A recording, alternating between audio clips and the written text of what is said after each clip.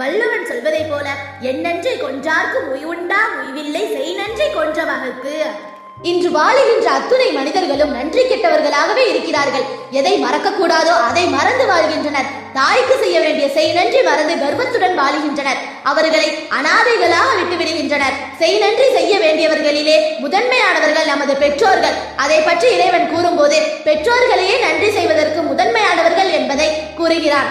தாய் தந்தைக்கு நன்றி செய்யுங்கள். அவ்வாறே உறவினர்களுக்கும் அனாதைகளுக்கும் ஏழைகளுக்கும் அண்டை வீட்டில் உள்ள உறவினர்களுக்கும் அந்நிய அண்டை வீட்டாருக்கும் எப்பொழுதும் உங்களுடன் இருக்கக்கூடிய நண்பர்களுக்கும் பயணிகளுக்கும் உங்களிடம் உள்ள அடிமைகளுக்கும் அன்புடன் நன்றி செய்யுங்கள். எவன் கர்வம் கொண்டு பெருமையாக நடக்கிறானோ அவனை நிச்சயமாக அல்லாஹ் நேசிப்பதில்லை.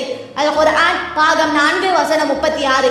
இவ்வசனத்தின் நீதி என்னவென்றால் பெற்றோர்களுக்கு செய்ய வேண்டிய கடமைகளை மறக்காமலும் தலைக்கணமாக கர்வத்துடன் இல்லாமலும் வாழ வேண்டும் என்பதே ஆகும்.